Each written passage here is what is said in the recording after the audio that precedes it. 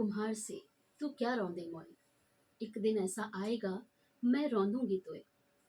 सचमुच ये एकदम सत्य बात है। एक ना एक दिन हमें नश्वर होना है, एक ना एक दिन हमें इसी माटी में मिल जाना है। पर बात केवल मृत्यु की नहीं है। हमारे पूरे जीवन काल के दौरान, हमारे पूरे जीवन चक्र के दौरान भी मिट्टी का बहुत महत्व है। बात चाहे सिर पर छत की हो, भोजन की हो या दवाइयों की, हर किसी का स्रोत मिट्टी ही है, यानी मृदा। कितनी अजीब बात है ना। हम फूलों से लदे, फलों से लदे पेड़ों की ओर देखते हैं, आनंद लेते हैं, खुश होते हैं, पर उस मिट्टी की भूमिका को भूल जाते हैं। कितना अजीब है ना, जब हम हरियाली को देखते हुए आनंदित होते हैं, खुश होते हैं, पर उन पेड़ों को बांधे हुए मिट्टी की भूमिका को भूल जाते हैं। आज आज के विशेषांक में हम बात करेंगे मिट्टी की भूमिका के बारे में, उसके संरक्षण के बारे में। और इस विषय पर चर्चा के लिए हमने आज अपने स्टूडियो में आमंत्रित किया है डॉक्टर के डी महंत। आप मृदा विशेषज्ञ हैं, कृषि विज्ञान केंद्र रायगढ़ में। सर, आपका बहुत बहुत स्वागत है। बहुत बहुत धन्यवाद मैम। मुझे बहुत ही अच्छा लग रहा है कि मैं चूँकि मिट्टी पे काम करता हूँ और चूँकि मिट्टी एक ऐसा संसाधन है जिसके बिना खेती की कल्पना नहीं की जा नहीं सकती की मैम। जा सकती। और जो संसाधन है, जितने खेती के जो संसाधन है, वो उत्पादन के संसाधन है, उसमें सबसे महत्वपूर्ण है मिट्टी। और उसके बारे में अगर हम चर्चा करेंगे, उसके बारे में हम जानकारी हासिल करेंगे, उसके उसके बारे में हम जागरूकता बढ़ाने का प्रयास करेंगे, तो निश्चित रूप से हमारे आने वाली पीढ़ी के लिए एक उद्देश्यपूर्ण कार्य होगा, एक सार्थक कदम होगा, क्योंकि इस दिशा में हमारे लिए बहुत आवश्यक है कि हम इसके संसाधन, इसकी महत्ता के बारे में जानें, इसकी संरचना के बारे में जानें, इसकी उपयोगिता के बारे में जानें, और इसके दोनों पहलुओं को हमको समझना है कि हम इसको कैसे प्रबंधन करें। सही प्रबंधन करेंगे तो हमको ये लाभ देगा, हमारे लिए योगदान देंगे, हमारे लिए भूमिका सुनिश्चित होगी। अगर हम इसका दोहन करेंगे तो ये जस्ट हमारे लिए रिवर्स काम करेगा। हमें इसका गलत इम्पैक्ट, गलत इफेक्ट, और हमारे न केवल पर्यावरण के साथ साथ ये हमारे शारीरिक जो हानियां हैं उसको भी ये प्रभावित करेंगे। तो इस तरीके से मिट्टी का जो महत्व है आप सभी जानते हैं कि लगभग 90% जो खाद्य उत्पादन होता है वो मिट्टी से ही होता है। जी। और इसमें जो सूक्ष्म जीव की जो उपस्थिति है, सूक्ष्म जीव की उपस्थिति के साथ साथ जो इसका जो बनावट है वो जल के साथ इसका गहरा संबंध होता है। और जल की उपस्थिति से जो खाद्यान्न, जो खेती के तरीके हैं, खेती के जो पद्धति है वो डिसाइड होता है। इसलिए हमारे लिए बहुत जरूरी है कि मृदा के स्वास्थ्य के बारे में हमको जानकारी रखना, मृदा की संगठन, उसमें होने वाले जो रासायनिक, भौतिक और जैविक जो अभिक्रिया है उसके बारे में हमको जानकारी रखना, उसके बारे में हमको जागरूकता बढ़ाना, ताकि वो हमारे लिए उपयोगी हो, हमारे लिए हमारे मित्रवत काम करें, ताकि हम पर्यावरण में एक इकोसिस्टम और सस्टेनेबल जो विकास की जो धारा है उसको हम लोग स्थापित कर पाएंगे, जो हमारे मानव जीवन के साथ साथ जो कृषि जो इकोसिस्टम है वो भी बैलेंस में रहेंगे। जी बिल्कुल। और इसी दिशा में हमें आपके मार्गदर्शन की ज़रूरत है। हमें बहुत से श्रोता सुनते हैं, किसान सुनते हैं, हमें आमजन भी सुनते हैं, और सभी के दृष्टिकोण से हम आज इस विषय पर बात करेंगे, चर्चा करेंगे, और हमें आपसे बहुत अमूल्य जानकारियाँ मिलने वाली है। श्रोताओं, आपने ट्यून किया है रेडियो धूम 89.6 से, सुन रहे हैं program guest of the day विशेषांक विश्व मृदा दिवस पर आरजे माया के साथ। और चलिए क्रम में हम आगे बढ़ते हैं। सर, सबसे पहले तो जैसा कि हम जानते हैं प्रतिवर्ष 5 दिसंबर को विश्व मृदा दिवस मनाया जाता है। क्या कारण है ये दिवस मनाने का? माया मैडम, ये जो चीज है, ये जो जानकारी है, ये जो विशेष दिन है, ये हम सब के लिए बहुत ही महत्वपूर्ण है। और इसके बारे में हमको जागरूकता, जानकारी रखना अति महत्वपूर्ण है।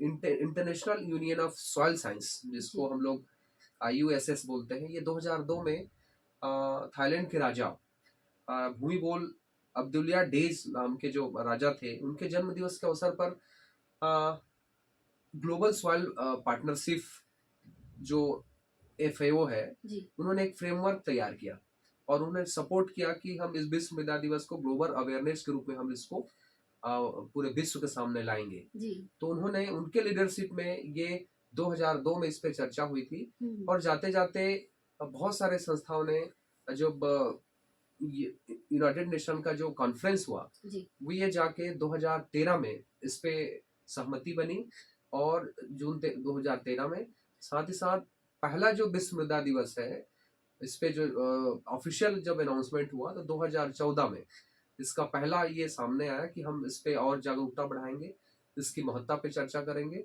और इसका जो उद्देश्य ये है कि जो बैलेंस है हमारे पर्यावरण में, जो मिट्टी और जितने भी हमारे उत्पादन के संसाधन है, ये सबसे महत्वपूर्ण मिट्टी है। इसलिए इस पे जागरूकता, इस पे जो पोषक तत्व की जो उपलब्धता है उसका जो बैलेंस है वो हम में कैसे बने रहे, इस दिशा में हम लोग इस पे जो उस 2002 से ये चर्चा हुई और उसको जाके जो है ये 2014 में ये ऑफिशियली अनाउंसमेंट हुआ कि और 2015 में इसको इंटरनेशनल ईयर ऑफ सॉइल घोषित किया गया। मतलब उस वर्ष को 2015 में ये अंतर्राष्ट्रीय मृदा वर्ष के रूप में इसको सेलिब्रेट हम लोग किए, जिसके तहत तारतम्य में हम लोग आज लगातार हर वर्ष 5 दिसंबर को मृदा की जागरूकता को बढ़ाने के क्षेत्र में, मृदा के महत्व को अपनाने के क्षेत्र में इसका, क्योंकि ये डायरेक्टली मैम जो है ये क्लाइमेट चेंज पे डिपेंड करता है। आज मौसम परिवर्तन अचानक आप देखिएगा, तापमान में, नमी में, बाढ़ और विभिन्न प्रकार के जो क्लाइमेट का जो चक्र है वो बदलाव है, वो निश्चित रूप से मिट्टी के बनावट और जल का जो इनका संबंध है निश्चित रूप से ये काफी ज्यादा प्रभावित करता है। तो हम इसका एडाप्टेशन कैसे करें, साथ ही साथ इसके जो होने वाले दुष्प्रभाव है उसको हम कैसे करें, इसलिए इस सारी जागरूकता जो है बड़े फोरम पे इसको मनोनीत किया गया और इसको हम बड़े ही धूमधाम के साथ, बड़े ही जागरूकतापूर्ण, बड़े ही सार्थक ढंग से किसानों के बीच सभी ऑफिशियल डेलीगेट्स और अलग अलग समाचार पत्रों में, रेडियो के माध्यम से, सभी माध्यम से हम लोगों को जागरूक करने का प्रयास करते हैं। 5 दिसंबर 2023 भी हम इस वर्ष बहुत ही अच्छे ढंग से मना रहे हैं और इसका संदेश, चूंकि विशेष संदेश है जो मैं आपको समय पे बताऊंगा। जी। और मनाना भी चाहिए, जैसा हम अपना जन्म दिवस जो है हर वर्ष मनाते हैं, हमें स्मरण कराता है हम कितने वर्ष के हो गए, हमने कितने वर्षों को सफलतापूर्वक जी लिया है। तो ऐसे दिवस मनाते रहना चाहिए और इसी कड़ी में विश्व मृदा दिवस जो है अपने आप में बहुत महत्वपूर्ण है। आपने शुरुआत में हमें मृदा की महत्ता के बारे में बताया, हम इसके बारे में विस्तार से चर्चा करेंगे, पर उससे पहले हम जानना चाहेंगे कि मृदा ये जो दिवस है इसको मनाने के उद्देश्य के बारे में भी आपने बताया। एक सरल शब्दों में अगर हम कहें कि मृदा का क्या महत्व है, तो आप किस तरीके से इसे आप एक्सप्लेन करेंगे? मैं पहले ही चर्चा किया था माया मैडम जी कि जितने भी खेती के जो तरीके हैं 90% जो हमारी जो खेती के उत्पादन के जो संसाधन है, खाद्यान्न उत्पादन, ये मिट्टी से ही संभव होता है।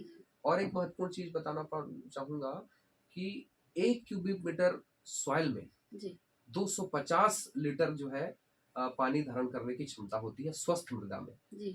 तो अगर इस प्रकार से अगर हम स्वस्थ मृदा की बात करें तो बहुत सारी जो हमारी आवश्यकता जो है पूर्ण हो जाती है कि 2 से 3 सेंटीमीटर मिट्टी को बनने में लगभग 1000 वर्ष लग जाते हैं। 1000 वर्ष लग जाते हैं जो हमारी खेती में काम आता है। तो आप समझ सकते हैं कि मिट्टी कैसे बनता है, उसका विघटन कैसे होता है, उसकी संरचना में परिवर्तन कैसे होता है, किन किन परिस्थितियों से गुजर के मिट्टी जो है हमारे लिए खेती योग्य बन पाता है। तो इस तरीके से उसकी महत्ता को जान, इसके पीछे जो उद्देश्य है विश्व मृदा दिवस मनाने के पीछे, कि हम इसके बारे में जाने कि इसमें कौन कौन सी रासायनिक अभिक्रिया होती है, कौन कौन सी जैविक, और जितने हमारे सूक्ष्म जीव है, लाखों करोड़ों की संख्या में सूक्ष्म जीव उपस्थित होते हैं जो हमारे लिए वायुमंडल की जितने भी हमारे पोषक तत्व हैं वो हमारे मिट्टी में कैसे उपस्थित रहे, कैसे काम करें, ये सारी चीजें जो है मिट्टी में जो रासायनिक अभिक्रिया होती है, भौतिक और जैविक जो अभिक्रिया होती है उस पर डिपेंड करता है। तो इसलिए ये इस उद्देश्य के प्रति कि इसमें हम लोग अगर जानकारी, जब तक हमारे आने वाले जनरेशन में इसके संसाधन को हम लोग नेचुरल कैसे उपयोग करेंगे, इसमें अगर जागरूकता नहीं रहेगी तो आने वाला समय जो है, क्योंकि दिनों दिन इस पे आपको एक डाटा बताना चाहूंगा कि अभी की स्थिति में लगभग 33% जो मिट्टी है जी वो डिग्रेडेड हो चुका है। जी तो उसको हमको बैलेंस और फ्यूचर जनरेशन के यूज के लिए हमको कैसे तैयार रखना है, कैसे हम उसको और उपयोगी ढंग से बनाना है, इसी में इस बात की सार्थकता जो है, ये उद्देश्य जो है, इस उद्देश्य को विश्व मृदा दिवस को जो मनाने का जो उद्देश्य है जी जी इसमें छिपा हुआ है। इसी की जागरूकता बढ़ाने के लिए पूरे विश्व फोरम पे इस बात पे जोर दिया गया है कि हम इसको और आगे बढ़ाएंगे, क्योंकि जितने हमारे 18 से पोषक 18 से अधिक जो हमारे लाभदायक पोषक तत्व हैं हमारे पौधे को एक जिस रोल के लिए हमें उपलब्ध होते हैं, जी वो हमारे लिए सही समय में हम उसकी उपलब्धता पाए, ताकि वो हमारे इकोसिस्टम के साथ साथ हमारे पर्यावरण में भी हमको बैलेंस दे सके। और हमारे खेती में, चूंकि हम एक खेती से जुड़े हुए एक एक्सपर्ट हैं, जी तो किसानों के माध्यम से भी हम ये जागरूकता फैलाने का प्रयास करते हैं। और जी मुझे मैम। लगता है सर कि ये बहुत ज़रूरी भी है। आपने जैसा कि बताया कि 33% जो हमारी मिट्टी है जी जी वो डिग्रेड हो चुकी जी है। जी जी। और अगर हम पॉपुलेशन की बात करें तो हम विश्व में अब पहले स्थान पर आ चुके हाँ हैं। हाँ। तो ये दोनों विरोधाभास हमें दिख रहा है कि एक तरफ हमारी मिट्टी जो है डिग्रेड हो रही है, दूसरी ओर हमारी जो जनसंख्या जी है मैम जी। वो बढ़ रही है। तो उत्पादन हमें उतना ही चाहिए। इसका मतलब हमें सबसे पहले मिट्टी की ओर, मृदा की ओर ध्यान देना ज़रूरी है। बहुत जरूरी है मैम। और चूंकि आप देखेंगे डाटा में पिछले 70 सालों में जो हमारे खान पान है उसमें हमें विटामिन बहुत ज्यादा कमी हुई है, जी लगातार कमी होती जा रही है, पोषक तत्व की कमी होती जा रही है। और विश्व में 2 बिलियन लोग सूक्ष्म पोषक तत्व की कमी में से प्रभावित है, जी जी जी जिसको हम लोग हिडन हंगर बोलते हैं।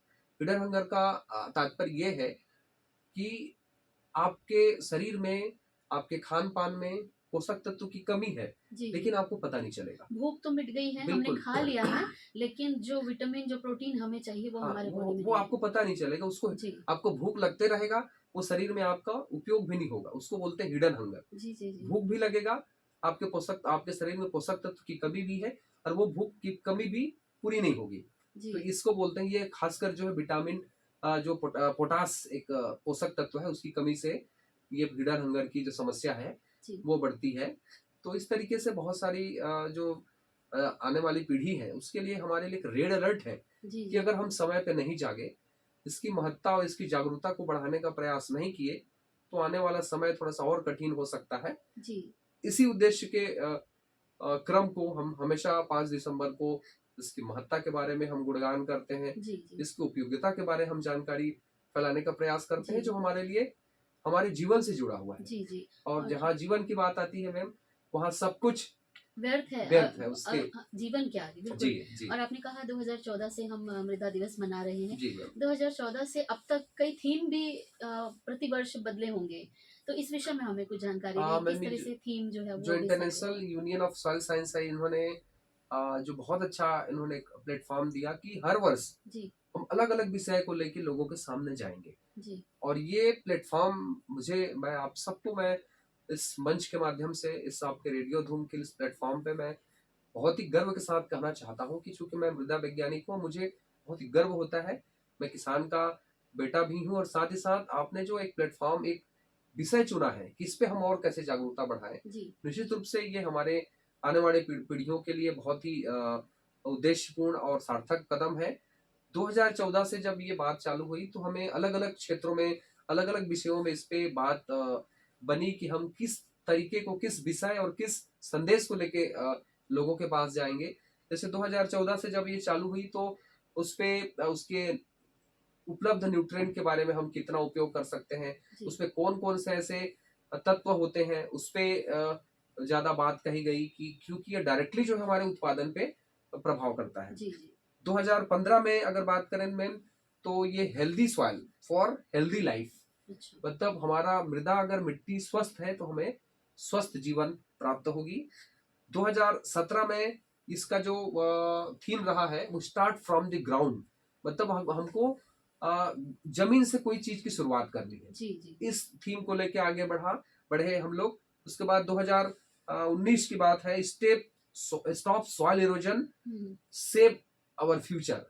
जो मिट्टी का कटाव है मैम, अगर बहुत तरीके से, चाहे पानी के माध्यम से, चाहे क्लाइमेट के दिनों दिन परिवर्तन होने के कारण जो हमारी मिट्टी दिनों दिन दर बदर कट रही है, कट रही है। जी मिट्टी की मात्रा में कमी आ रही है, हम्म, क्वालिटी भी डिग्रेड हो रहा है, जी तो उसको हमको रोकना है। और हमारे फ्यूचर के उपयोग के लिए उसको हमको संधारित करना है, उसको संरक्षित करना है, उसको सुरक्षित करना है। जी जी ये 2019 में इस पे बात हुई थी। 2020 का जो keep soil alive, protect soil biodiversity, हमको हमारी जो मिट्टी में कौन कौन से ऐसे सजीव तत्व है, कौन कौन से ऐसे जीवित जो हमारे संसाधन है, उसको हमको ज्यादा से ज्यादा उसको जीवित रखना है। और उसका हमको उसकी जो बायोडाइवर्सिटी के साथ साथ उसका जो क्या संबंध है जीवों के साथ, प्रकृति के साथ, उसको हमको बैलेंस करते हुए आगे बढ़ना है। जी 2021 में halt salt salinization boost soil production, मतलब जो आज आप देखेंगे कि इतना ज्यादा खाद और उर्वरकों का प्रयोग हो रहा है, जी उसमें जो है हमारी जो मिट्टी जो है उसका पीएच काफी ज्यादा कभी बढ़ जा रहा है, कभी नीचे हो जा रहा है। तो हमको जो साल्ट है, नमक की जो सेलुलाइजेशन है, जी उसको थोड़ा हाल्ट करना है।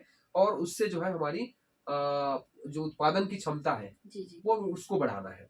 उसी तरीके से हम 2022 में करेंगे। तो सॉइल वेयर फूड बिगिंस, जहां से मिट्टी की शुरुआत, मिट्टी की चर्चा करते हैं तो हमको सीधा जो है उसका संबंध हमको भोजन से होता है। जी मिट्टी की परिकल्पना, मतलब आप खाद्यान्न के बारे में सोचते हैं। जी जी और इस बार का जो 2023 का जो हमको संदेश मिला है, हमको जो थीम मिला है मैम, इसको जिसको हमको आगे बढ़ाना है, जी ये बहुत ही महत्वपूर्ण है। चूंकि जल और मिट्टी का संबंध, जी जी इस संबंध के बारे में अगर हम जानकारी हासिल करेंगे, इसका चूंकि आप जान रहे हैं जल और मृदा का एक दूसरे का संबंध, उत्पादन के साथ साथ मिट्टी में जो नमी की मात्रा का हम कैसे प्रबंधन करें, अगर सही ढंग से अगर हम इसका उपयोग करेंगे, इसका वाटर रिचार्ज, जैसे हम लोग दिनों दिन अगर हम गलत ढंग से अगर खेती के तरीकों को अपनाएंगे, मृदा का दोहन करेंगे, तो मिट्टी में जल की मात्रा जो है वो, चाहे वो इन्फिल्ट्रेशन के माध्यम से हो, वाष्पीकरण के माध्यम से हो, जी और गलत तरीके से मशीनीकरण के कारण जो है दिनों दिन पानी की कमी की मात्रा हो रही है। जी तो इसलिए इस संबंध को ज्यादा ढंग से बढ़ाया गया है कि soil and water as a source of life, जीवन का सबसे बड़ा अगर कोई संसाधन है तो मृदा और जल है। जी जी इसलिए ये बहुत ही आवश्यक है। तो जब हम विश्व मृदा दिवस की बात करते हैं, तो इसके साथ अगर हम पानी को अगर नहीं लेंगे तो हमारी खेती, हमारी जिंदगी अधूरी हो जाएगी। अधूरी है, बिल्कुल जी बिल्कुल। और सर अब यहाँ पर हम जानना चाहेंगे आपसे आपकी पसंद का एक गाना, क्योंकि हमें पता है आप खुद गाते भी हैं, जी मैम। आपको गीत संगीत भी लुभाता है। और ये बहुत ही एक हम अनोखा संगम देखते हैं वैज्ञानिक और संगीत का जो एक जोड़ है। तो हम इसके विषय में आपसे जानना जी चाहेंगे कि मैम। कौन सा गाना आपको पसंद है, जी मैम, और अपनी पसंद का एक गाना बताएं। बहुत अच्छा लगता है अगर कोई मुझे संगीत के बारे में कोई चर्चा करता है।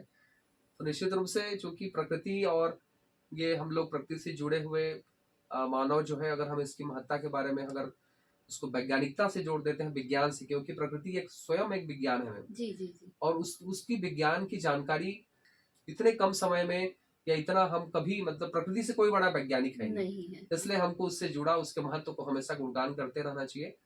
मैं छत्तीसगढ़ का निवासी हूँ। जी जी और छत्तीसगढ़ की भाषा आप जानते हैं, बहुत ही मीठी भाषा होती, बहुत बोली होती बहुत है। जी इसलिए मैं दो लाइन जितना मुझे याद है प्रयास करूंगा, क्योंकि मैं मिट्टी से आज हम चर्चा कर रहे हैं। जी जी जतन करो भुइया के संगी, जतन करो रे, जतन करो माटी के संगी, जतन करो जी, जतन करो भुइया के संगी, जतन करो रे, जतन करो माटी के संगी, जतन करो रे, तय जतन करो जी, मैं माटी महतारियों,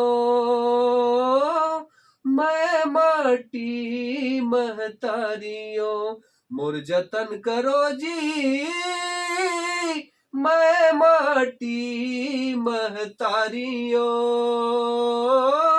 मैं माटी महतारियों, जतन करो भुइया के संगी, जतन करो जी, जतन करो माटी के संगी, जतन करो जी, जतन करो जी, जतन करो जी। जी मैम। बिल्कुल हृदय को छू लेने वाली ये पंक्तियां हैं।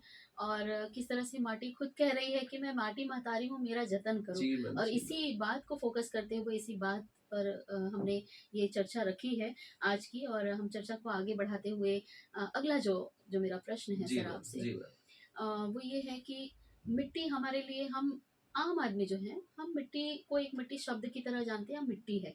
पर जैसा आपने कार्यक्रम की शुरुआत में बताया कि मिट्टी के निर्माण में हज़ारों वर्ष लगते हैं।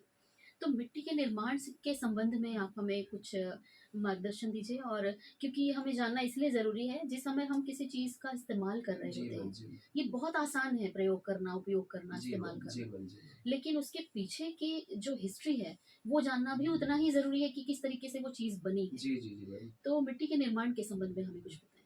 जी मैम, जैसे इसका जो सीधा संबंध है मिट्टी का, वो उसकी उर्वरता पे निर्भर करता है। जी, जैसे माँ हमको जन्म देती है और माँ हमको संवारती है, और ये सीधा जो संबंध है, हम चूँकि धरती माँ को हम माँ बोलते हैं, जी, तो इसीलिए हम हमारे लिए बहुत ही ये गौरवपूर्ण हो जाती है कि इस विषय पे हम चर्चा कर रहे हैं, जी, जी, इस प्लेटफ़ॉर्म पे, कि अगर हम माँ का जहाँ पे शब्द आता है हमें, वहाँ पे अपने आप सम्मान की भावना भावना आती आ है। जाती है। जी, उसी सम्मान को हमको बनाए रखने की आवश्यकता है, चूँकि अगर मिट्टी को अगर हम माँ बोल रहे हैं, तो उसमें जितने संसाधन हैं, वो आप समझ सकते हैं कि वो लाखों, करोड़ों, अरबों जीव-जंतुओं को अपने में समाहित करके रखी है। बिल्कुल, जी, और उसमें एक जो तत्व होता है कार्बन, जी, जी, जो जैविक कार्बन होता है मैम, उस वो कार्बन हमारे लिए इतनी आवश्यकता, इतनी महत्वपूर्ण चीज़ है, जी, उसमें वो सभी अ, एक शब्द आता है कार्बन सिक्विस्ट्रेशन। जी, जी, ये मिट्टी में जो है एक ऐसी क्षमता होती है जो हमारी वायुमंडल की जो कार्बन है, जी, जी, उसको दिनों दिन और धीरे धीरे धीरे धीरे अपने में एकत्र, एक कार्बन सिंक के रूप में, एक स्टोर हाउस के रूप में काम करता है मिट्टी जो है। तो वो जो कार्बन है, वो धीरे धीरे धीरे हमारे लिए एक पोषक तत्व को, एक हमारी जो भी हमारी न्यूट्रिएंट की जो उपलब्धता है, जी, उसको बांधने का काम करता है। जी, जी, और उस अगर वो निश्चित रूप से धीरे धीरे अगर वो उसकी उत्पादकता, उस पे जो उसकी जो मात्रा है, वो अगर हम बैलेंस नहीं कर पाए, तो हमारे लिए एक चुनौतीपूर्ण बन जाती है। हुँ, इसलिए सबसे महत्वपूर्ण चीज हमको जानने की आवश्यकता है कि मिट्टी में कौन कौन से उसके घटक हैं, कौन जी, कौन से उसको बनाने में, इसको इसके बारे में आपको बताना चाहूंगा। मिट्टी हमारी चार जो हमारे तत्वों से, चीजों से, घटकों से मिलकर बनी होती है। जी, जी, इसमें 100% भाग की बात करें तो 25% भाग आपका हवा हो गया, हुँ, 25% भाग पानी है, हुँ, 45% भाग जो है उसमें खनिज लवण बोलते हैं जिसको, जी, जी, है ना, मिनरल्स, जी, और 5% भाग जो है इसमें कार्बन की प्रतिशत मात्रा पाई जाती है।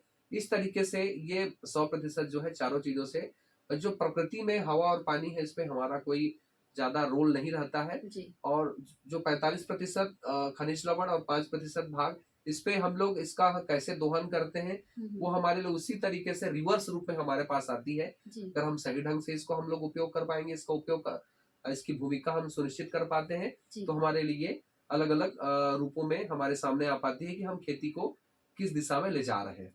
तो मिट्टी का जो बनने का जो तरीका है, कई, जैसे मैंने बताया कि हजारों वर्षों तक इसका विघटन होता है, इसके रूप में परिवर्तन होता है, मैग्मा, लावा, और इसके चट्टान जो है धीरे धीरे धीरे टूटते हैं। जी, इस पे बहुत सारे तापमान, इसमें बहुत सारे रासायनिक अभिक्रिया होते हैं, जैविक अभिक्रिया होते हैं, और धीरे धीरे टूटते हुए ये, मैं आपको बताया कि 15 सेंटीमीटर, 6 इंच जो मिट्टी है, जी, उसको बनने में धीरे धीरे धीरे ये बहुत विघटनों के पश्चात, बहुत रासायनिक और जैविक और भौतिक अभिक्रिया के पश्चात जो है इसकी बनावट सुनिश्चित सुनिश्चित होती है। साथ ही साथ ये इसका जो हमको रूप देखने को मिलता है, जी, ये सैंड, सिल्ट और क्ले, हुँ, मतलब ये तीन रूपों में जिसका जो टेक्सचर है, जी, इसको जी, हम लोग रेत, और इसका महीन रेत और क्ले, जिसको ये अलग अलग जो है इसकी इसमें अलग अलग क्षमता भी होती है, हुँ, अलग हुँ, अलग इसमें रासायनिक गुण भी होते हैं, जी, है ना। तो इस तरीके से इसका कण जो है अलग अलग साइज में, मुख्य जो इसके जो मिट्टी के कण है, सैंड, सिल्ट एंड क्ले, जी, इसको तीन रूपों में हम लोग टेक्सचर में इसको डिवाइड करते हैं। जी, इसकी अलग अलग साइज, और जब इसका साइज बड़ा हो जाता है मैम, हुँ, हुँ, तो हुँ, उसको हम लोग पत्थर बोलते हैं। जी, जी, तो इस तरीके से मिट्टी धीरे धीरे धीरे धीरे ये अपनी संरचना को बदलती हुई हुँ, हुँ, हमारे लिए खेती के रूप में हमारे लिए हमारे सामने आती है, जिसका हम लोग उपयोग खेती के साथ साथ बहुत सारे ऐसे आप लोग देख सकते हैं जो आजकल अ, इसका उपयोग जो है, इसको हम कैसे धीरे धीरे धीरे धीरे इसको हम खाद के रूप में कैसे हुँ, हुँ, इसका बैलेंस बना बना सकें। सकें, इस हुँ, पे भी मतलब काम आजकल बहुत तेजी से हो रहे हैं। जी, जी। जी मैम। सर ये तो हो गई मिट्टी किस तरह से बनती है इस जी, जी, विषय में मैम। बात, और मिट्टी खेती योग्य किस प्रकार जी, से जी, बनती है। जी, मैम, जी, मैम। अब हम बात करते हैं किसानों के अगर दृष्टिकोण से हम देखें, किसान किस तरीके से उसकी जो उर्वरा शक्ति है जी। उसके बारे में जान पाएँगे? ये बहुत ही ज़रूरी और आवश्यक प्रश्न है मैम, चूँकि आज किसान उत्पादन की जो होड़ में, अब हरित क्रांति के बाद जो है उत्पादन बढ़ाने की समस्या थी। जी, जी। बढ़ते हुए जनसंख्या को हमको भोजन देना था, जी। और वो चुनौती अब हमारे लिए समाप्त हो चुकी है हुँ, हुँ। कि हमको उत्पादन की अब समस्या नहीं है। हमारे पास ऐसे-ऐसे उन्नत किस्म के बीज हैं, हुँ, हुँ। उन्नत मशीन है, उन्नत हमारे पास खेती के तरीके हैं, उन्नत जी, वैज्ञानिक तरीके हैं। अब हमको ज़रूरत है कि हम इसमें हमारे जो संसाधन हैं, अब उसको हम कैसे बैलेंस करें, जी। कैसे हम उसको संतुलित करें। संतुलित करें। तो इसके लिए किसान भाइयों को मैं इस मंच के माध्यम से, रेडियो धुन के इस प्लेटफ़ॉर्म के माध्यम से बताना चाहूँगा कि अनावश्यक कोई भी ऐसे रासायनिक खादों की अंधाधुंध उपयोग ना करें, जिसके संबंध में हमें जानकारी नहीं है, और इसका क्या महत्व है, इसमें कौन से पोषक तत्व उपलब्ध है, इसके बिना जानकारी के हम इसको उपयोग में ना करें। क्योंकि अगर आप अनावश्यक उपयोग करेंगे तो इसका दुष्प्रभाव हमारे फसल के उत्पाद में भी होगा। जी, जी। मिट्टी की जो उर्वरा शक्ति में तो प्रभाव पड़ेगा ही, डिग्रेडेशन होगा ही, रिवर्स उसमें फार्म भी जनरेट हो जाते हैं।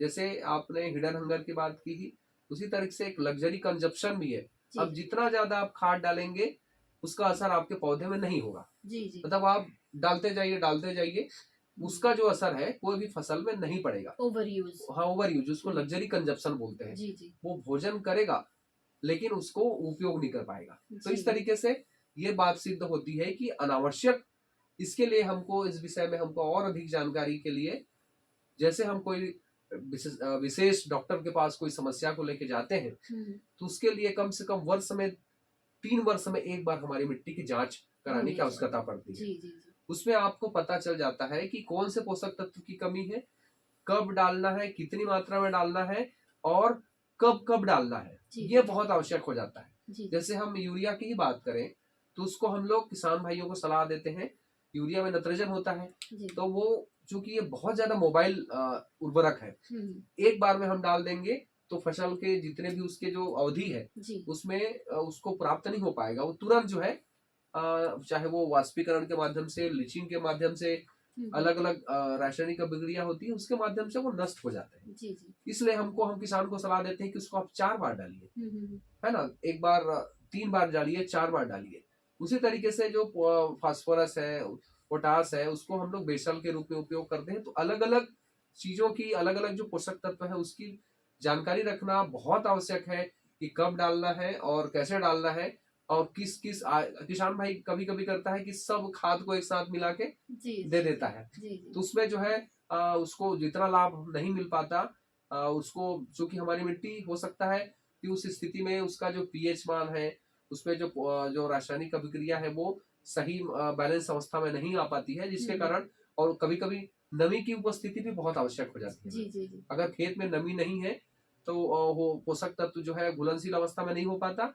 और एक और जो समस्या आती है कि जितने हमारे पोषक तत्व हैं, उनकी एक उनकी आदत बता रहा हूँ कि वो मिट्टी में फिक्स हो जाते हैं, जिसको बोलते हैं अच्छा। फिक्सेशन। जी, जी।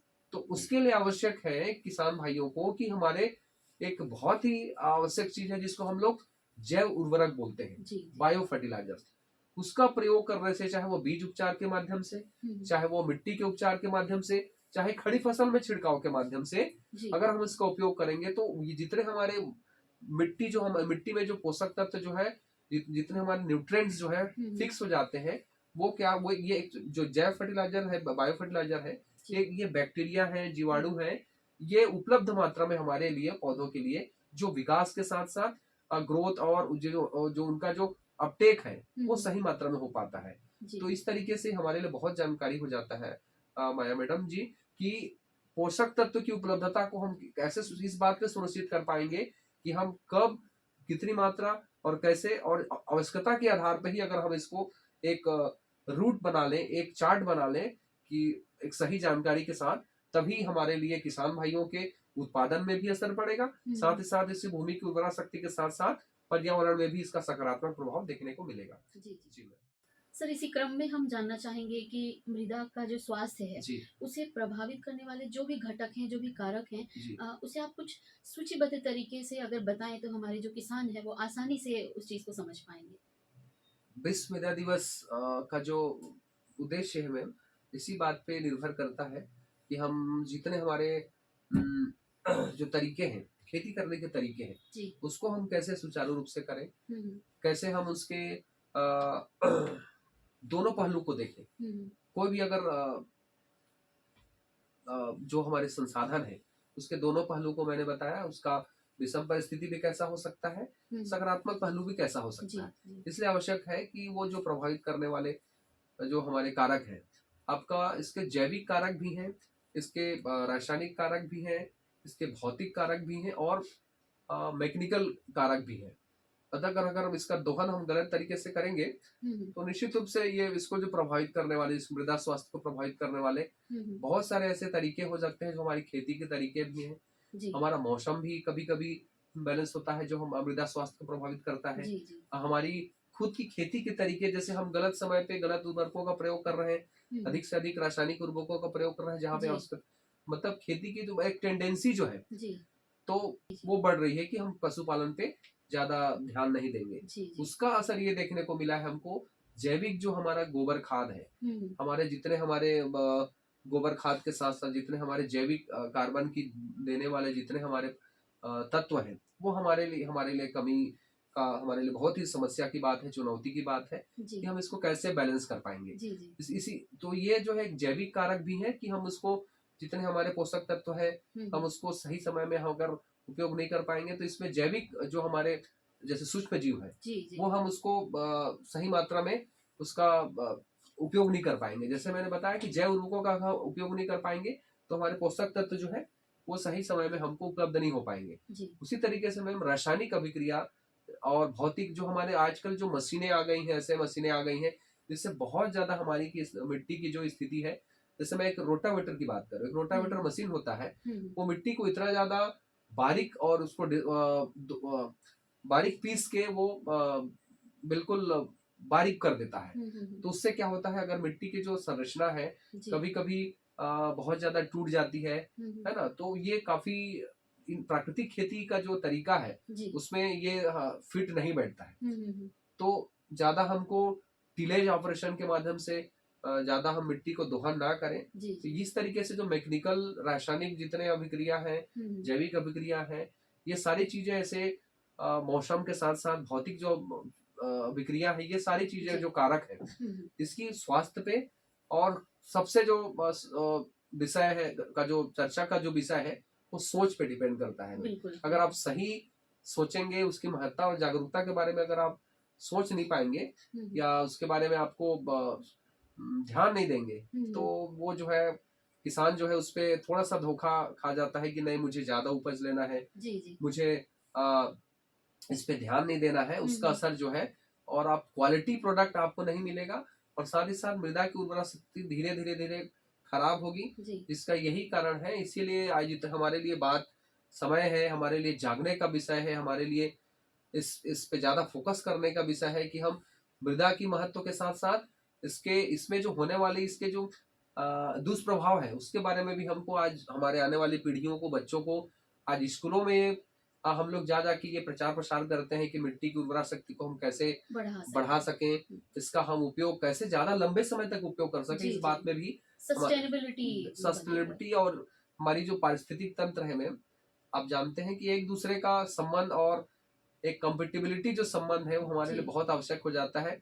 अगर आप कोई किसी चीज का सही उपयोग करेंगे तो आपको लाभकारी देगा, और अगर गलत ढंग से उसका उपयोग करेंगे तो निश्चित रूप से वो हमारे लिए ज्यादा कारगर और लंबे समय तक, जिसको ड्यूरेबल बोलते हैं, वो हमारे लिए काम नहीं आ पाएगा। जी जी सर। जी मैम। आपने घटक की बात कही सर, जैसा आपने बताया कि रासायनिक घटक है, जैविक घटक जी है। मैम। अगर हम रायगढ़ जिले की बात करें, क्योंकि आप किसानों से प्रत्यक्ष रूप से जुड़े हुए हैं, तो अगर हम अपने क्षेत्र की बात करते हैं, यहाँ कौन सी जो गलती है आप देख पाते हैं आम जन में, किसानों में, कि जिनका वो शायद ध्यान न रख पाते हो और अनजाने में गलतियां हो जाती हैं, किन्हीं घटकों को वो ध्यान नहीं दे पाते। तो आपने क्या, आपका जो अभी निष्कर्ष है जी वो क्या है? अभी तक का अनुभव मेरा रहा है कि मैम अब गोबर खाद का डालना जो है किसान छोड़ दिया है, क्योंकि पशुओं की संख्या कमी हो रही है। जी, जी। मैं हमेशा इस बात को बोलता हूँ कि एक गाय जो है आपकी मतलब कई समस्या को हल मतलब कर दूर कर सकते हैं। सकती है। जी, जी। उसका जो गाय का पेशाब है, उसका जो गाय का गोबर है, हुँ, हुँ। उसकी जो देसी गाय का जो महत्व है वो निश्चित रूप से हमारी खेती में उससे हमारी हमारी जो मिट्टी की बनावट है, चूंकि हम गोबर खाद और जितने भी जैविक खाद है उसका अगर हम उपयोग ज्यादा से ज्यादा करेंगे तो उसमें उर्वरापन और साथ ही साथ जल को धारण करने की क्षमता में वृद्धि होती है। जी, जी, जी। मैंने पहले ही बताया था कि जैविक कार्बन की उपस्थिति ऐसी हमारे घर वेस्ट, हुँ, हुँ। जो हमारे घरेलू उत्पाद में भी जो कचरा है, जो घर जी, में हम लोग जिसको उपयोग करते हैं, वो भी कचरा का हम अगर सही इस्तेमाल सही सही करें। इस्तेमाल हुँ, करें, हुँ। गोबर खाद के साथ उसका उपस्थिति हो, तो ये आज किसान जो है डाल नहीं रहा है। साथ ही साथ मिट्टी का परीक्षण जो है सही समय पे वो नहीं करा पाता है, अनावश्यक उसमें ज्यादा से ज्यादा उसको इसका गलत प्रभाव के साथ साथ उसको उसके खर्च में भी पड़ता है मैम। जी, जी, उसका बिल्कुल। परिवार की जो आर्थिक स्थिति है वो भी बिगड़ जाती है। और ये अनजाने में किसान समझ नहीं पाते हैं जी और जो एक पारंपरिक जो एक तरीका है, जी उसे अगर मैम। पूरी तरीके से भूल जाया हाँ जाए हाँ और हाँ। आधुनिकता की तरफ यदि बहुत ज़्यादा फ़ोकस बिल्कुल किया जाए, बिल्कुल। तो ये कहीं न कहीं कुछ हद तक तो हानिकारक होगा ही होगा। हानिकारक है मैम, और किसान भाइयों को चाहिए कि आ, हमको बैलेंस उस पे संतुलन बहुत संतुलन ज़रूरी है, बहुत बिल्कुल। जरूरी है कि अगर हम जितना जैविक उत्पादों की जरूरत है, जैविक खाद की जरूरत है, उसको आपको ज्यादा से ज्यादा प्रयोग करना है। और रासायनिक जितने हमारे पोषक तत्व है उसको कब कौन कौन से उसकी महत्ता के आधार पे, क्योंकि उसकी कमी भी और उसकी अधिकता। अधिकता से भी जी। मतलब आपको उसका दुष्प्रभाव देखने को मिलता जी, है। जी। क्योंकि इसका जो व्यवहार है मैम, फसलों में अलग अलग भागों में अलग अलग समय में इसका असर देखने को मिलता है। किसान जी। क्या करता है, कभी कभी पोषक तत्व की कमी अगर फसलों में है या मिट्टी में है, हुँ, हुँ। जिसका असर आपको मिल रहा है, तो किसान भाई क्या करते हैं, नहीं नहीं ये मुझे इसके लिए किसी दवाई दुकान के पास जाएंगे हुँ, हुँ। और उससे सलाह लेंगे, तो वो क्या करते हैं, उनको भ्रमित करके जी, रासायनिक बिल्कुल। दवाओं का प्रयोग करवाने के लिए। विशेषज्ञ जो है वो विशेषज्ञ जी होते जी हैं। जी, तो जी। रासायनिक दवाओं का प्रयोग करवा देते हैं, जिसके कारण जो है उनकी उनको खर्च भी का लोड ज्यादा होता है और उसमें जी, कोई फायदा नहीं हो पाता। नहीं हो पाता तो है। उसके लिए सही जानकारी चाहिए कि बहुत सारे ऐसे लक्षण हैं जो पोषक तत्व के कमी के कारण हुँ, और हुँ। अधिकता के कारण होते हैं। जी। वो सही जानकारी होना बहुत आवश्यक है। इसलिए मैं इस मंच के माध्यम से किसान भाइयों से अपील करता हूँ कि इस पे जानकारी बहुत जरूरी है कि आप कृषि विज्ञान केंद्र आप हमसे समय संपर्क समय पर आप करें। संपर्क करें। जी। कृषि विभाग आपके आसपास के जो अमला हैं, ग्रामीण कृषि विस्तार अधिकारी आपके आसपास रहते हैं, उनसे आप बिल्कुल संपर्क करें। और समय पे कोई समस्या अगर उनसे नहीं हो पाती तो आप कृषि विज्ञान केंद्र में फोन के माध्यम से हम लोग 24 घंटा किसानों के लिए उपलब्ध रहते हैं। हमारा इंदिरा गांधी कृषि विश्वविद्यालय के वैज्ञानिक, उस पर एक प्लेटफॉर्म भी हम लोगों ने, एक क्रॉप डॉक्टर ऐप है, उस क्रॉप डॉक्टर ऐप को आप अपने मोबाइल में भी आप डाउनलोड कर सकते हैं। जी। उस पर आप और फोटो लेके जो भी आपकी समस्या है उस पर आप अपलोड करें। उसमें बहुत लगभग 200 उसमें विशेषज्ञ जुड़े हुए हैं। जी, जी, तो जी। किसान भाइयों के लिए बहुत अच्छा प्लेटफॉर्म है कि अगर कोई समस्या है, और इस समस्या के साथ साथ उसमें मार्केटिंग के भी बारे में हम लोग जी, जी। बताने का प्रयास करते हैं। जो आपका उत्पाद है जी। उसकी बिक्री, उसका क्वालिटी कैसा मेंटेन होगा, उसका कैसे प्रबंधन करेंगे, इस दिशा में भी हम किसान भाइयों पे समय समय पर जागरूकता के माध्यम से, और हम लोग कृषि विज्ञान केंद्र में एक किसान मोबाइल संदेश का भी हम लोग व्यवस्था जी, करें जी। हैं मैम। जी। उस पे जो है समय समय पर जो समस्या है हुँ, हुँ। उसके लिए हम किसानों को हमारे लगभग 55 से 60 हजार किसान हमसे डायरेक्टली जो है मोबाइल के माध्यम से जुड़े हुए हैं। जी, तो जी। उनको समय समय हम लोग संदेश भी भेजते हैं। जी, जी। तो ये संदेश का आप लोग बिल्कुल पालन करें तो आपको फायदा ही होगा। किसान भाइयों से मेरा अपील भी है। और ये चूंकि हम लोग किसान भाइयों के लिए काम करते हैं, और ये आवश्यक है कि हम मिट्टी के महत्व को समझते हुए हम लोग खेती में आगे जी। बढ़ना है। सर हम उस ऐप को एक बार ज़रूर जानना जी चाहेंगे, पुनः हमारे श्रोता जो हमें सुन रहे हैं, जी मैम। उस ऐप का नाम एक बार आ, हमें ज़रूर बताएँ। Crop doctor. क्रॉप डॉक्टर, जी क्रॉप डॉक्टर। CROP जी क्रॉप डॉक्टर। जी DOCTOR। जी जी, जी, इस तो पे ये प्ले स्टोर में प्ले जाकर स्टोर में आप हमारे डाउनलोड श्रोता। कर सकते हैं। जी, और जी। हमारे इंदिरा गांधी कृषि विश्वविद्यालय की एक जो MIS की टीम है, हुँ, हुँ। उन्होंने इसको बहुत अच्छे तरीके से लॉन्च किया है। जी, जी। इसमें हमारे सभी एक्सपर्ट हैं, क्योंकि लगभग 10 से 15 जो विभाग हैं, चाहे खासकर मिट्टी से संबंधित हैं, चाहे कीड़े बीमारी से संबंधित जी, है, जी। तो इस दिशा इसलिए बहुत आवश्यक है कि किसान भाई इसको ज्यादा से ज्यादा उपयोग करें। जैसे बहुत सारे हमारे मृदा विज्ञान के अच्छे पूरे इंटरनेशनल लेवल के वैज्ञानिक इसमें जुड़े हुए काम हैं। करते हैं, इसमें जुड़े हुए हैं, तो कोई समस्या है। और हम लोग जिला स्तर पे तो कृषि विज्ञान केंद्र की भूमिका बहुत ही अहम होती है, जी तो इस पे इसको जानने की आवश्यकता है।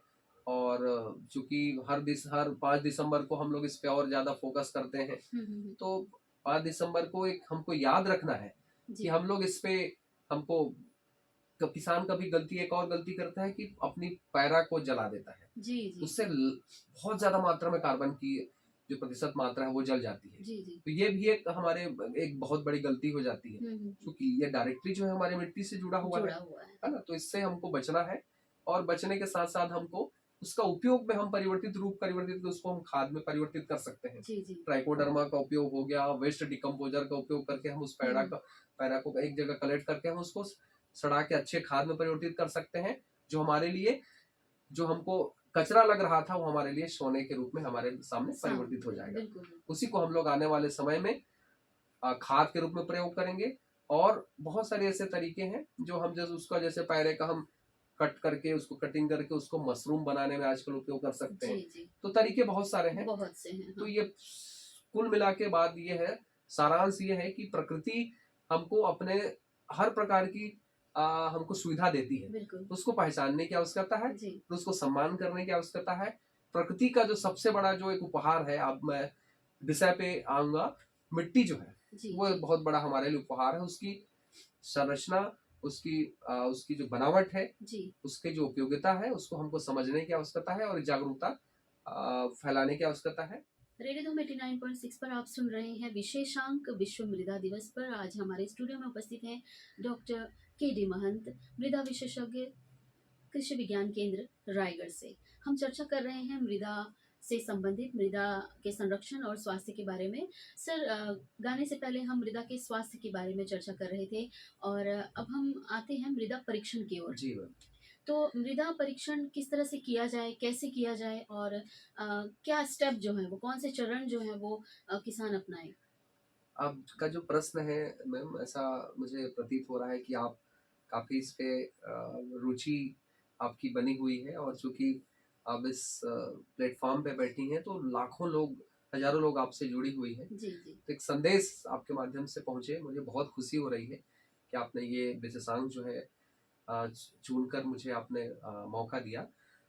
मिट्टी परीक्षण, जैसे हम मानव का जो शरीर है उसके परीक्षण के लिए हम लोग प्रयोगशाला जाते हैं, जी वही प्रक्रिया जो है जैसे हम गलत ढंग से उसका नमूना लेंगे, शरीर में भी उसका हमारे शरीर पे गलत असर पड़ता है। जी उसी तरीके से हमको उसकी जानकारी हमको कैसे प्राप्त होगी, सही जानकारी, उसके लिए सबसे महत्वपूर्ण है कि हमको नमूना कैसे लेना है। किसान भाई उसमें गलती कर देते हैं जी जी कभी कभी। जब उनको बोला जाता है कि आप अपने खेत की मिट्टी का नमूना लें, जी जी तो वो सिर्फ एक ऊपर का एक ढेला जो है उठा के ले आते हैं और हमको दे देते हैं। जी तो मैं इस रेडियो धूम के इस मंच के माध्यम से सुन रहे सभी श्रोताओं को अपील करता हूँ, निवेदन करता हूँ कि अगर आपको मिट्टी परीक्षण कराना है, सही रूप में कराना है, सही जानकारी हासिल करना है, तो सबसे महत्वपूर्ण चीज है कि आपका मिट्टी नमूना लेने का तरीका। जी तरीका में सबसे महत्वपूर्ण चीज है कि आपकी मिट्टी जो है गीली नहीं होनी चाहिए। जहाँ पानी की मात्रा है, पानी जहाँ है, उस खेत का आपको मिट्टी नहीं लेना है। जी जी तो सूखी अवस्था में, जैसे अभी रबी का सीजन, अभी आपने धान की कटाई की, 15 दिन बाद आपका खेत खाली हो गया। उसके बाद अगर आपका नमी की मात्रा नहीं है, कम है, उसमें है, तो आप 1 एकड़ का अगर आप कोई चयन कर रहे हैं, तो मेड़ जो खेत में बने हुए हैं उससे 5 फीट दूर छोड़ के जी जी खेत की मिट्टी का आपको नमूना का चयन करना है। और चयन करने के साथ साथ उस पर आपको ये भी ध्यान रखना है कि कहीं वो गड्ढा तो नहीं है, जी जी कहीं पेड़ के नीचे की मिट्टी तो नहीं है, मिट्टी कलेक्शन करने का जो आपका संसाधन है वो कैसा है, उस पे कौन से यंत्रों का प्रयोग किया जा रहा है। और जब मिट्टी जब लेते हैं, तो अब जब एक एकड़ में 8 से 10 12 जगह का मिट्टी आपको 15 सेंटीमीटर मिट्टी की खुदाई करना है, जिसको नीचे झुका के वी आकार में आपको मिट्टी की अच्छा खुदाई करना है। और उस पहली परत से लेके आखिरी परत तक की मिट्टी का आपको पूरा मिट्टी का थोड़ा थोड़ा अंश लेना है। जी कभी जी कभी हम लोग क्या करते हैं कि डायरेक्टली हम लोग खोदाई करते हैं और नीचे की मिट्टी को ले लेते हैं, ये जी गलत तरीका है। जी जी जो हम लोग मान लीजिए ऐसा झुका के मिट्टी का पूरा लेयर हम्म, जो भी आकार का हम जी खुदाई की है, जी ये यहाँ से लेके पूरा ये लेयर जो है हम्म, ये इस मिट्टी का अंश आना चाहिए। तो इस जी तरीके से एक जगह से लगभग ये 200 ग्राम मिट्टी जो है हम कलेक्ट करें, इस तरीके से 2.5 से 3 किलोग्राम हमारा 1 एकड़ का मिट्टी हो जाता है। जी जी उसको हम लोग उसमें जो भी घास फूस है, पत्थर है, कांच के हम्म टुकड़े हैं, हम्म, उसका हमको साफ करते हुए उसको इकट्ठा करना है, जी फर्श में उसको सुखाना है। कोई भी ध्यान रखें कि उर्वरक प्रयोग किए गए बोरे में उसको ना रखें, जी जी धूप में ना रखें। थोड़ा अगर मिट्टी गीले हैं तो उसको फर्श में सिंपल ढंग से आप छांव में उसको सुखा दें।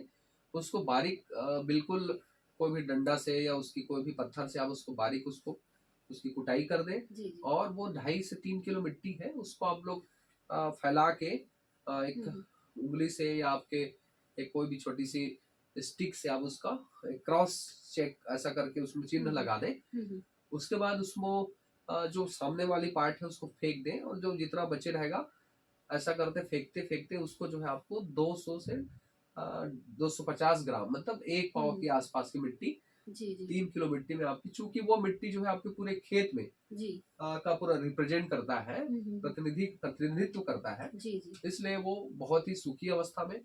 अब उसमें जो महत्वपूर्ण बात आती है कि उस पे आपको क्या लिखना है। हम्म मैं तो जो भी प्रयोगशाला में हम लोग प्रयोग करते हैं उसका परीक्षण करते हैं, तो उतने सारे मिट्टी का नमूना आता है, तो उसको उसमें जो बात है जानकारी भरने की, उसमें खेत का नाम, हम्म, किसान का नाम, मोबाइल नंबर, जी उसका क्या फसल लिए थे, हम्म कौन सा खाद डाले थे, कौन सा फसल लेना है, हम्म कितनी मात्रा में आपने खाद का प्रयोग किया है, इस तरीके से सभी जानकारी उसको एक पर्ची में भर के, जी उस पर्ची में आपको उस पॉलिथीन की थैली में हम्म या कपड़े की थैली में आप उसको रखना है जी और उसको आपको प्रयोगशाला तक पहुंचाना है। हम्म वहां पे किसान की जवाबदारी खत्म हो जाती है। जी जी उसके बाद जो शुरू होती है वो प्रयोगशाला में हम लोग जो उसका परीक्षण करते हैं। हम्म परीक्षण करने के पश्चात जो है एक रिपोर्ट कार्ड बनता है, जी जी जिसको विश्व मृदा दिवस के अवसर पे हम लोग किसानों को उसको वितरित भी करते हैं, जिसको हम्म मृदा स्वास्थ्य कार्ड बोलते हैं। हम्म जैसे राशन कार्ड होता है, हम्म जैसे आधार कार्ड होता है, उसी तरीके से मृदा की एक जानकारी है, तो मृदा स्वास्थ्य कार्ड जो है बना के हम लोग किसान को कि देते हैं आपकी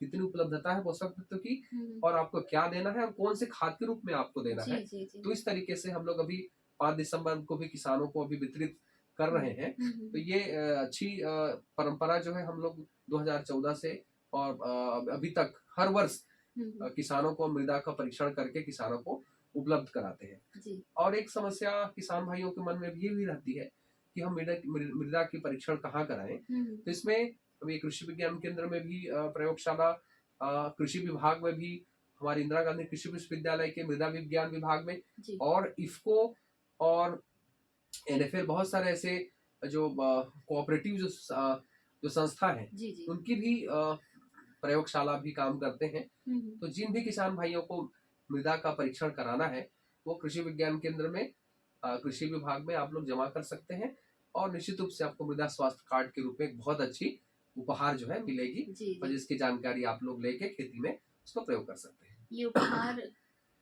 किंतु ये उपहार जो है वो निर्भर करता है कि अ, किसान जो है वो किस तरह से मृदा का कलेक्शन जो संग्रहण करता जी है, मैम। किस तरह से वो नमूना लेता है। जी मैम। और आपने जो प्रक्रिया बताई है, यदि उस तरह से किसान नमूने को ले तो उन्हें जो रिपोर्ट कार्ड है वो A+ मिलेगा। बिल्कुल बिल्कुल मैम। और अगर उसमें कोई चूक हुई तो उसका जो प्रभाव है वो रिपोर्ट कार्ड पे भी दिखेगा। दिखेगा मैम, उसका आपको सही जानकारी नहीं मिल पाएगा। जी जी जी, तो इसके लिए बहुत जरूरी है। जी। और कार्यक्रम के अंत में सर अब हम जानना चाहेंगे, हमारे जितने भी किसान भाई हमारे रेडियो धूम 89.6 के माध्यम से हमें सुन रहे हैं, उनके लिए आपका क्या संदेश है? विश्व मृदा दिवस 2023 का जो विशेष संदेश इस बार मनोनीत किया गया है, वो उसी संदेश को मैं किसान भाइयों के समक्ष निवेदन करना चाहता हूँ, रखना चाहता हूँ एक जागरूकता के रूप में कि हमें मिट्टी और जल का संरक्षण करना है, उसके बारे में हमको जानकारी रखना है, उसका सही दोहन करना है। जैसे जितने भी खेती के तरीके हैं, सभी चीज का आधार मिट्टी है और उसके साथ साथ जल है। अगर हम उसका सही उपयोग मात्रा जो है की जानकारी हमको रहेगी, उसका तरीका हमको रहेगा, तो ये हमारे लिए अमूल्य संसाधन के रूप में हमारे बिल्कुल। लिए एक भूमिका जी। अदा करेगी। आप सब लोग जानते हैं कि मिट्टी के साथ साथ जो जल है वो पौधों को एक ग्रोथ का, बढ़ने का जी। एक अवसर प्रदान करता है, एक माध्यम देता है। हुँ। और साथ ही साथ ये पूरी जो प्रक्रिया है, जी, जी।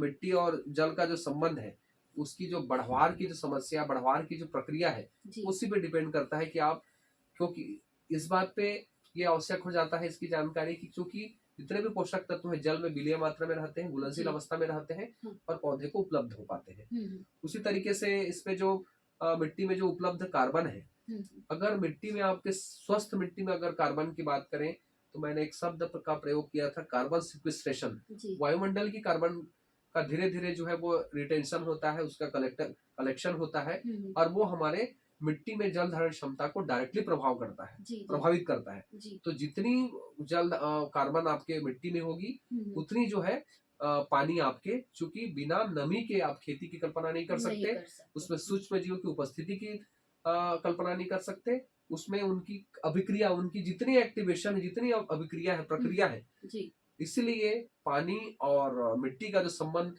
बहुत ही अमूल्य है, जी। अमर है। इसलिए ये इस विश्व मृदा दिवस का 2023 का जो मेन थीम है, हुँ। मृदा एवं जल जीवन के स्रोत है, जी। Soil and water is a source of life. जी। तो जी। ये संदेश जो है मैं इस आपके रेडियो धूम मंच के माध्यम से किसान भाइयों से बताना चाहूंगा, उनसे निवेदन करना चाहूंगा, क्योंकि अगर आपकी मिट्टी में रिचार्ज होगा पानी, तभी आप उसका सही उपयोग कर पाएंगे। तो इसलिए हमको चाहिए कि जल के साथ साथ हमको मिट्टी के कटाव को हमको संरक्षित करना है। हमको इस बात पे जोर देना है कि हमको समय समय पे इसकी जांच कराएं, जी। इसकी महत्ता को समझें। तो इसको बैलेंस और संतुलित वे में अगर हम उपयोग करेंगे तो हमारे लिए काफी लंबे समय तक इसका दोहन कर पाएंगे, उपयोग कर पाएंगे, और हमारे प्रकृति के साथ साथ हमें अच्छी उत्पादन, गुणवत्तापूर्ण उत्पादन और हमारे स्वास्थ्य पे डायरेक्टली हमको इसका असर देखने को देखने को मिलेगा। मिला। मुझे इस अवसर पे मुझे आप लोगों ने इस विषय पे बहुत अधिक बात रखने का मौका दिया। मैं रेडियो धूम को और विशेषकर माया मैडम जी, आपको मैं साधुवाद करता हूँ। और समय समय पे आप इस तरीके से ज्वलंत मुद्दा है जी। और विशेषांक को लेकर जब आती हैं, तो एक बहुत बड़ा एक उसका उपयोग, उसकी महत्ता बढ़ जाती है। तो मैं जी। आपकी पूरी टीम को विश्व मृदा दिवस की शुभकामनाएं देते हुए सभी किसान भाइयों से अपील करता हूं कि इसकी महत्ता को हमको आगे बढ़ाना है, जी। जागरूकता को हर जगह फैलाना है, ताकि हमारे लिए बहुत ही उपयोगी, सार्थक हो, साबित हो। इन्हीं शब्दों के साथ मैं आपको बहुत बहुत धन्यवाद देता हूँ। जी, महंत जी, आपका भी बहुत-बहुत धन्यवाद हमारे किसान भाइयों को इतनी अमूल्य जानकारी देने के लिए। और जैसा कि रेडियो धूम 89.6 का जो उद्देश्य है, वो जी भी मैम। यही है कि समुदाय के हर वर्ग को हम सही जानकारी उन तक पहुँचा सकें विशेषज्ञों के माध्यम जी से। मैम। जी, आपने अपना अमूल्य समय हमें दिया, इसके लिए आपका बहुत-बहुत धन्यवाद। बहुत बहुत धन्यवाद मैम।